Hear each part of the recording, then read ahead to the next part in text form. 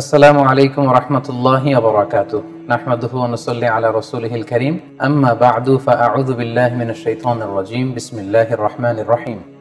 এই প্রশ্নের উত্তরে আমরা বলবো যে আল্লাহ তাআলা আমাদের জন্য, বিশ্বাসীদের জন্য যেটা তয়্যিবাত অর্থাৎ পবিত্র খাবার রয়েছে এগুলোকে খাওয়া আমাদের জন্য হালাল করেছেন, আর যত খাবাইস বা অপবিত্র নোংরা খাবার রয়েছে সেগুলো তিনি আমাদের জন্য হারাম করেছেন। সূরাতুল বাকারার 172 নম্বর আয়াতে আল্লাহ তাআলা ইরশাদ করছেন, ইয়া আইয়ুহাল্লাযীনা আমানু কুলু মিন তাইয়্যিবাতি মা রাযাকনাকুম ওয়াশকুরু লিল্লাহি ইন কুনতুম ইয়্যাহু তা'বুদুন। অর্থাৎ ওহে বিশ্বাসীরা, আমি তোমাদেরকে পবিত্র জিনিস থেকে যেটা রিজিক হিসেবে দান করেছি তোমরা সেটা খাও, অপবিত্র কোনো কিছু তোমরা খেও না। পাশাপাশি সূরাতুল আরাফের 157 নম্বর আয়াতে আল্লাহ তাআলা ইরশাদ করছেন, ওয়া ইউহিল্লু লাহুমুত তাইয়্যিবাতি ওয়া ইউহাররিমু আলাইহিমুল খাবাইস। অর্থাৎ তিনি তোমাদের জন্য তয়্যিবাত বা পবিত্র খাবারগুলোকে তিনি হালাল করেছেন, আর অপবিত্র যত খাবার আছে এগুলো তিনি তোমাদের জন্য হারাম করেছেন।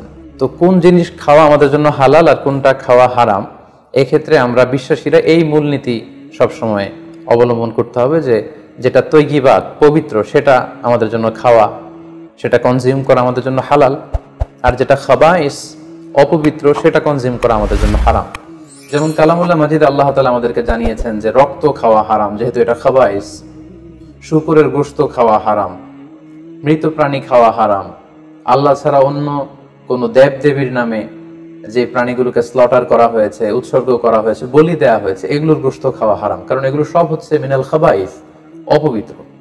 এ পর্যায়ে ডিরেক্টলি যদি আপনার প্রশ্নের উত্তরে আসে, যেমন এই ক্ষেত্রে আমরা উদাহরণস্বরূপ দব, হাদিসে যেটা গুইসাপ জাতীয় একটা প্রাণীর কথা সহিহ বুখারীতে এসেছে, যেটা আমাদের বাংলাদেশে অনেক এলাকায় সান্ডা বলে থাকে। তো এই গুইসাপ জাতীয় প্রাণী খাওয়া কিন্তু হারাম নয়।